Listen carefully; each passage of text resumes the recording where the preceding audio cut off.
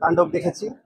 তাণ্ডব আমার কাছে মজা লেগেছে, কিন্তু তাণ্ডবের চেয়ে আমার কাছে বরবাদ বেশি ভালো লেগেছে।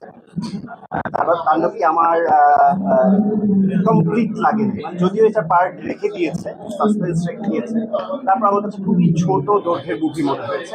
আমি মনে হলো যে মজা পেতে পেতেই মানে ছবিটা কমপ্লিট শেষ হয়ে গেছে, সেই জিনিসটা একটু অসম্পূর্ণতা যেটাকে বলে সেটাকে আমি ফিল করেছি। অভিনয় আমার সাকিব খান তো প্রতিদ্বন্দ্বী, অতুলনীয়, সাকিব খানের সাথে কারো তুলনা হবে না।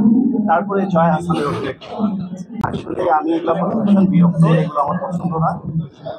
পার্সোনাল বিষয়গুলোকে আসলে এতটা ক্যামেরার সামনে বা অডিয়েন্স বরাবর আনা উচিত না, কারণ কেউ কারো কথা রাখতে পারছে না, কেউ কারো যে স্টেটমেন্টটা দিচ্ছে সেই জায়গাটায় থাকতে পারছে না। প্রতিনিয়ত তাদের স্টেটমেন্ট বা তাদের অ্যাক্টিভিটিসগুলো চেঞ্জ হচ্ছে। তো এগুলো আসলে আমি মনে করি না দেখানোটাই বেটার। তো যত কম দেখাবে আমার মনে হয় ততই ভালো। আর যে সম্পর্কগুলো আসলে আমি মনে করি যে রাখতেই হবে, টিকে থাকতেই হবে, বা ওই মানুষটার সাথে থাকতেই হবে, আমার মনে হয় না এত দ্বন্দ্ব তর্ক ক্যামেরার সামনে দেখানো উচিত। আসলে আমি ভিডিওগুলো স্কিপ করে গেছি, আমি বিষয়গুলো আসলে দেখিনি।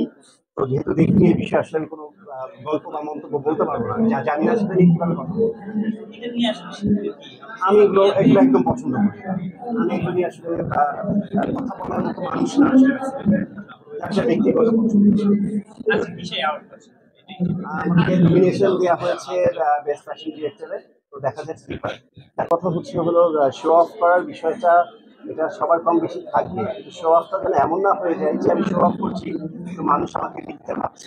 এখন তো বুঝতে পারছি যে আমি মিথ্যে কথা বলছি। মানুষ কিন্তু সবার অ্যাক্টিভিটিস বা রুচি বা লাইফস্টাইল দেখলেই বোঝে আসলে যে ফ্যাশনেবল বা ফ্যাশনেবল না।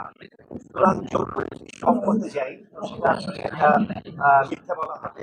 আর যদি কেউ করে থাকে, আমি তো মনে করি যে আমি যদি একটা ফ্যাশন স্টেটমেন্ট ক্রিয়েট করি আর সেটা যদি পাবলিক অনুকরণ করে বা নকল করে, এখানেই আমার সার্থকতা। আমার ফ্যাশন যদি নকলই না কেউ করলো, তাহলে তো এটা আমার মজা না। আমি ভীষণ এনজয় করি। না না, আসলে রেস্টুরেন্ট এটা একটা রূপক অর্থে একটা কথা। আর যাকে নিয়ে বলা সেটাও আমি আসলে তাকে মিন করে কোনো কথাটা বলিনি। সে অবশ্যই ভালো অভিনেত্রী এবং নাটকের অত্যন্ত জনপ্রিয় অভিনেত্রী, কিন্তু তার যে সাম্প্রতিক আপনাদেরই করা, আমি হলের যে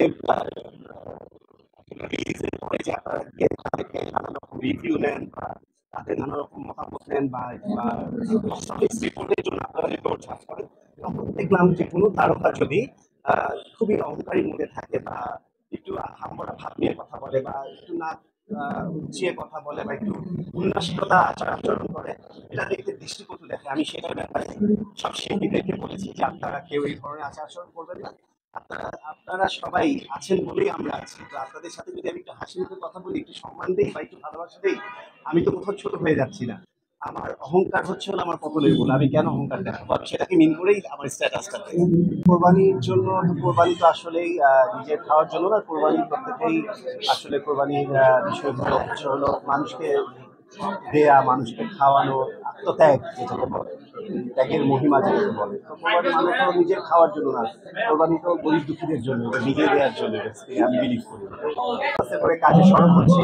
আবার বেশ কিছু জুলাই মাসে আমার বড় বড় ইভেন্ট আসছে, বড় শো আসছে, আর প্রমোশনাল কাজগুলো তো আছেই। আবার অনেকগুলো সাইনিং আপনারা দেখতে পাবেন, আপনাদের নিয়েই সাইন করব। আর আমার চলচ্চিত্রের কাজটা শুরু হচ্ছে। এই তো সবকিছু মিলিয়ে ফটোশুট টটোশুট এগুলো কোরিওগ্রাফি আছে। এই বিষয়ে আসলে আমি জানি না, এই বিষয়টা আমি একেবারেই অজ্ঞ। মানে এই ব্যাপারটাই আমি আসলে জেনেও জানি না। তো এই বিষয়টা নিয়ে আমি আসলে আমরা দেখেছি আপনি বিভিন্ন জায়গায় আন্দোলন করেছেন এবং বিভিন্ন ক্ষেত্রে আপনি আসিয়াকে নিয়ে আন্দোলন যেহেতু মানুষের আমি ভালো জিনিসের পক্ষে সবসময় ছিলাম, কিন্তু আসলে আমি আসলেই পলিটিক্সের প্রতি ইন্টারেস্টেড না। দ্যাটস এই ব্যাপারে আমি কোনো মন্তব্যই যাবো না।